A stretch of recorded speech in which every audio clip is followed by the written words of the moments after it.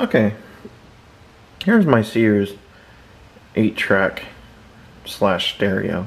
I've done a couple videos about this guy in the past, but I think I'm actually going to recap this. This is the third piece of equipment I'm going to recap out of all the capacitors that I bought.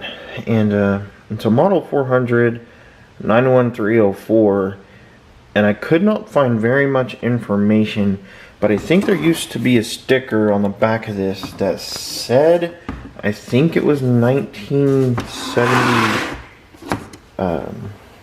something like 1974 or 76 or something like that. So I'm not entirely sure. Let me get it turned around. And it's just got the face of this was really destroyed, and I just repainted it with some metallic paint, and I did this quite a while ago. And then my ghetto label here, but I think it works. But finally actually going to recap the inside of this thing, because if this thing was made, let's say worst case scenario, it was made in 1973, that makes the capacitors 42 years old. So yeah, this thing needs a recap. So yeah, I'm gonna go ahead and get this thing apart and show you what the current old capacitors look like. So before I take this apart, I'm gonna play a sound sample before I replace the capacitors. So this is, hopefully I don't get dinged for this. I got this speaker, it's just an old thing. It does have a tweeter in there, and then my subwoofer over there.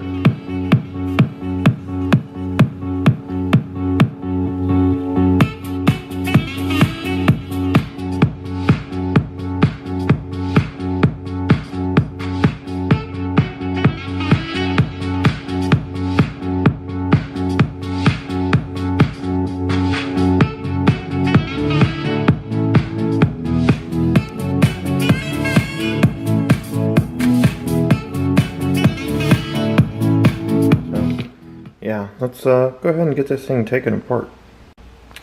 So I'm pretty sure you guys have seen the inside of this before, but it currently has Rubicon capacitors inside of it.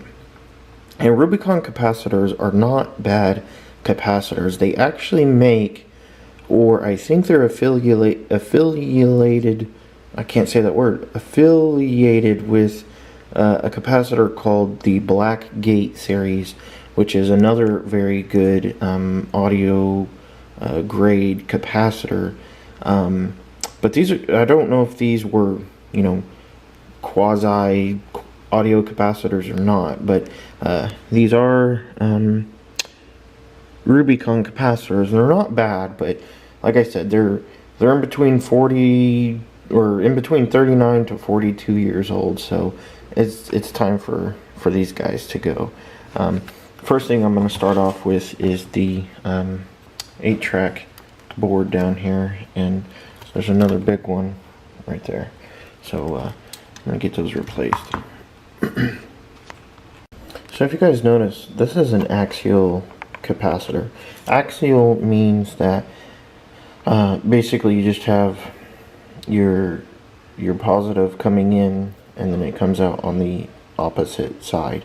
That's called an axial capacitor, and you can replace a radial capacitor in place of an axial and vice versa, but typically they don't make a whole lot of axial capacitors anymore. So I'm going to put this Muse series in place of where this was, and when you see that negative and the arrow, that means that this side is negative and then that this side is positive. So I'll just line this up with the negative lead and then the positive, and I'll put it where it goes.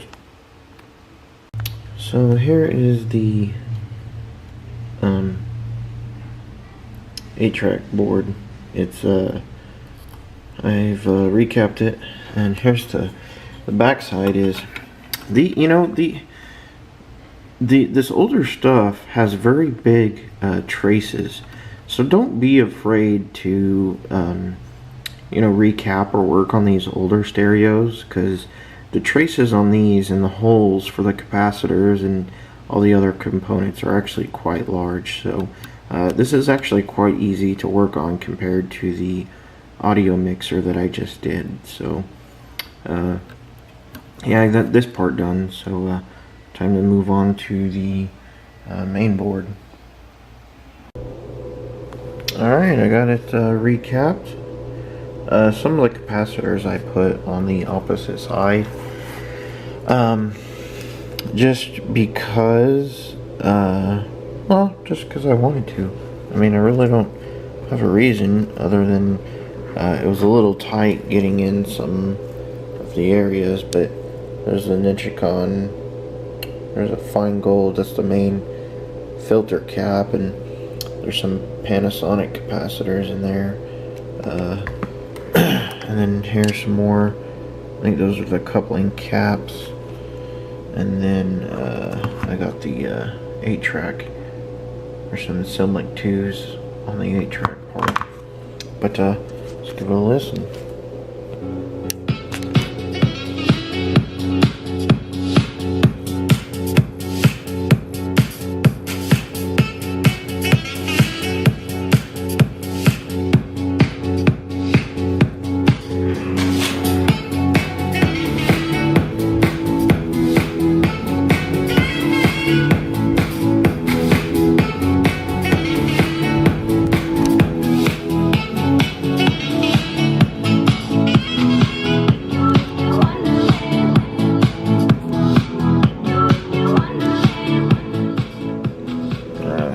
Something.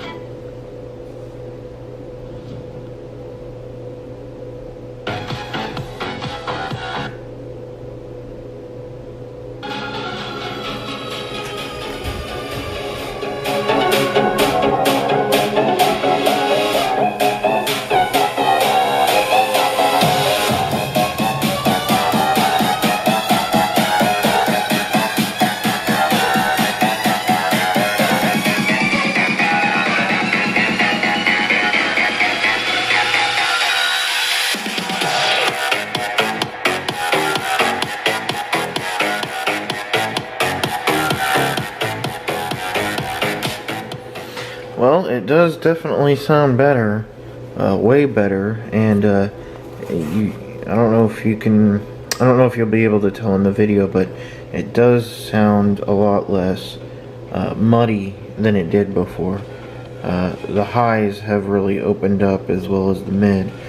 This stereo didn't really have a whole lot of bass from the get-go because, well, I mean, it has very small NEC IC chips on it. What are they to be exact? I can't remember.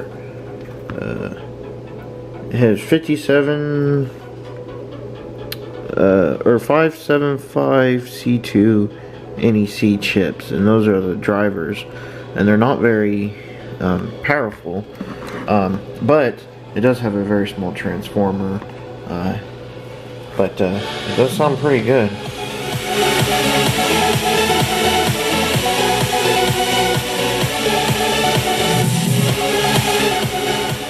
Of course, the real test will be when I get it hooked up to my studio monitors. So, yeah. And then, of course, listening to the 8-track part. So, I'll go do that in just a few. Alright, so here it is, plugged back in. Let's go ahead and take a listen to it. Brown turned upside down with a smile as cold as ice. So the devil kid reached for his gun with a draw as fast as light. But he lost the game to a shot that came from somewhere out of sight. And as the kid went down and he hit the ground, he thought he had lost his mind. He heard Graybeard snicker. That was even quicker, before it went stone blind.